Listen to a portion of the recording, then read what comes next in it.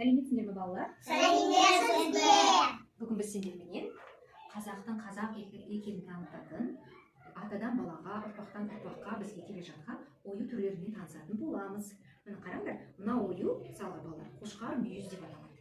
Бұл қошқар мүйіз ол. Қайталайық кәнекей?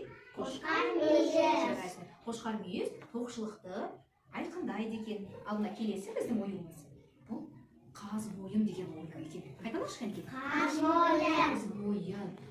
Мойны қаздай сұлу жылқының бейнесін бейнелейді екен балалар. Ал мынау бізде түйетабан. Түйетабан алып сапарды білдіреді екен. Ал мынау бізде айшық деген ою екен. Бәрекелді. Айшық деген ою айдан айға аман есен жеттім дегенді білдіреді екен балалар. Олай болса, қазір біз сендермен осы ою түрлерімен кілемшені түрлендіретін боламыз. Ол үшін ортаға қошқар мүйіз ойын алып қоямыз. Кәнекей, ала қойыңдар. Кілемнің ортасына қоямыз. Енді жан жағына өздеріне ұнаған оюды алып, сонымен көркемденген ала қойыңдар. Бәрекелді. Кәнекей. Жақсы.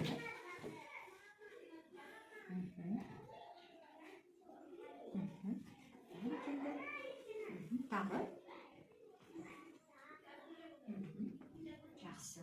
Тағы толықтырсаңдар болады. Қайсар? Толықтыра қойыңдар. Толықтыра. Бәрекелді. Жақсы. Тамаша. Кілеміміз біздің дайын болды, иә? Қыздар, қараңдар, ортада қандай ою екен? Қандай? Қошқар. Қошқар мүйіз. А неге мынау қандай ою? Айшық. Жарайсыз. Айшық оюмен өрнектелді, иә?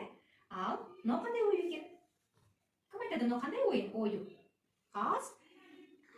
Қаз мойын. Кәусар дұрыс айтады. Қаз мойын. Ал Кәусар, сен қандай оюлармен толықтырдың кілемшеңді? Қане айта қойшы? Қандай ою екен? Кім көмектеседі? Қандай ою? Кәусар?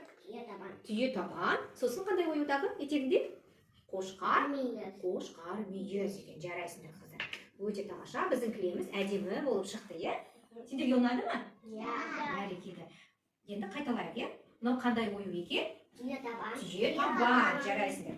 Мынау қаз мойын. Мәмеле дұрыс айтасың, Кәнекей. Ал енді мынау бізде Қошқар мүйіз. Жарайсыңдар. Ал мынау айшық. Жарайсыңдар. Сендерге көп рахмет, қыздар. Кілемдерің өте тамаша болды.